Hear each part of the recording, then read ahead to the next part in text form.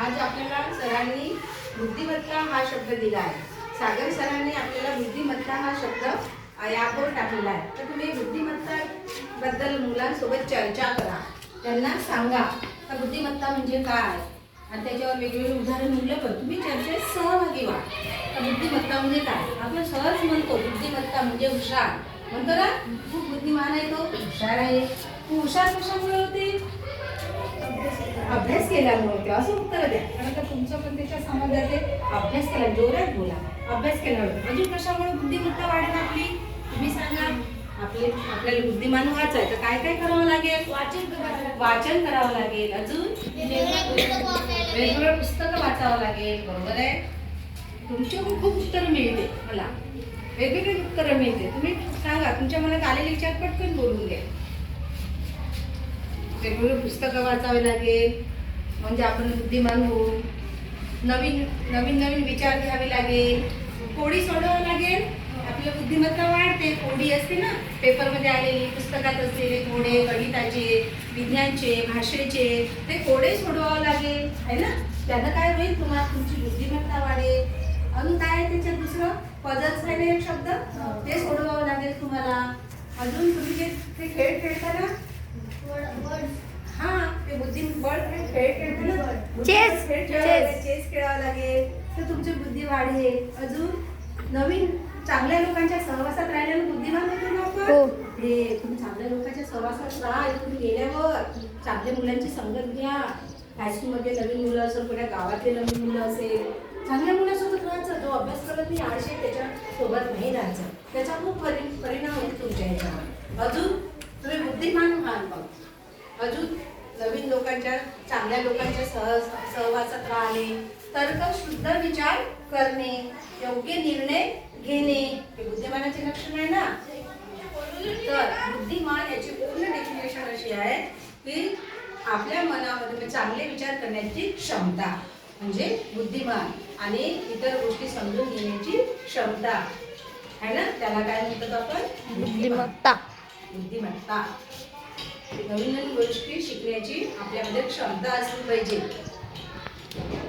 विचार करण्याची क्षमता असली पाहिजे. समजून घेण्याची क्षमता असली पाहिजे आणि निर्णय घेण्याची क्षमता असली पाहिजे. त्याला काय म्हणायचं? बुद्धिमत्ता. हे व्याख्या सांगितली. समजलं ना. तुम्ही बुद्धिमान असाल तर तुम्ही निर्णय घेऊ शकाल चांगला. तुम्हाला वाटतं हा चांगला घेऊ, हा चांगला घेऊ, योग्य निर्णय जो चांगला घेत त्याला म्हणजे हुशार आहे ना.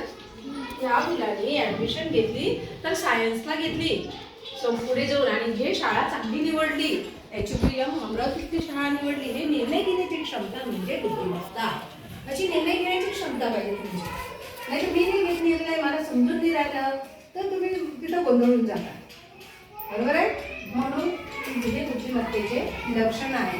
त्याच्यासाठी काय करावं लागेल? कोणते प्रयत्न करावे लागेल? तर नवीन नवीन पुस्तकं वाचायची सवय लावायची आहे ना. चांगले चांगले खेळ खेळायचे, बुद्धिबळ खेळ खेळायचा, चांगल्या लोकांच्या सहवासात राहायचं, अवांतर वाचन करायचं, कोडी सोडवायच्या.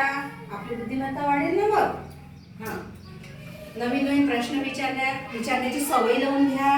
म्हणजे तुम्हाला जरासा एक संकोच वाटला की वैज्ञानिक आधीचे कोण असेल, याचा शोध म्हणजे कोण लावला असेल गुरुत्वाकर्षण शक्तीचा, असा विचार आला का पटकन शोधलं उत्तर.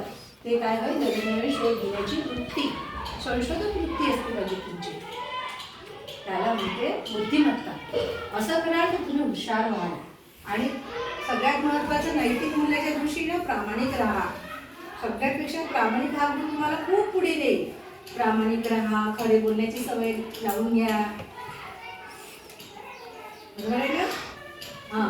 आणि मोठ्यांचा आदर ठेवा. संस्कार चांगले तुम्ही घरात कुटुंबात तुम्ही समजून घ्या. आई वडिलाचं भांडण झालं तर तुम्ही त्यांना समजून सांगा. त्यांनी पूर्वीच्या काळात थोडीशी अडाणी राहू शकते, शिकले राहत नाही, त्यांना माहीत नाही राहत. तुम्ही 2 पुस्तक वाचून सांगा. आई भांडण करायचं नाही, बाबासोबत चांगलं राहायचं. बाबाला कोणतं व्यसन असेल तर समजून सांगण्याचा प्रयत्न करा. त्यांना तुमच्या घरातलं वातावरण चांगलं राहील है ना. आणि तुम्ही पुढे जाल. आपल्याला काहीतरी होऊन दाखवायचं आहे. तुमच्या 20 मुलाचा मला मेसेज आला पाहिजे, आम्ही मॅडम हे बनलो. कारण सातारगावचे मला फोन येतात, मेसेज येतात, आम्ही हे झालोय मॅडम, तुम्ही गेल्या आणि मला खूप म्हणजे मी खूप चांगली प्रगती केली आणि तुम्ही जो आदर्श आम्हाला दिला, संस्कार दिले, त्याच्या समोर आम्ही तसंच गेलो. मग त्या सृष्टी गोरटे नावाची मुलगी आहे, तिला 90% भेटले 10वी. तिनं मला मेसेज केला आणि ती आपल्या शाळेत येणार होती, पण तिचं येणं शक्य नाही झालं. ते बिचारीने इंजिनिअरला ॲडमिशन घेतली, इंजिनियर होणार आहे. सगळे माझे विद्यार्थी इंजिनियर, डॉक्टर चांगल्याच पदावर आहेत.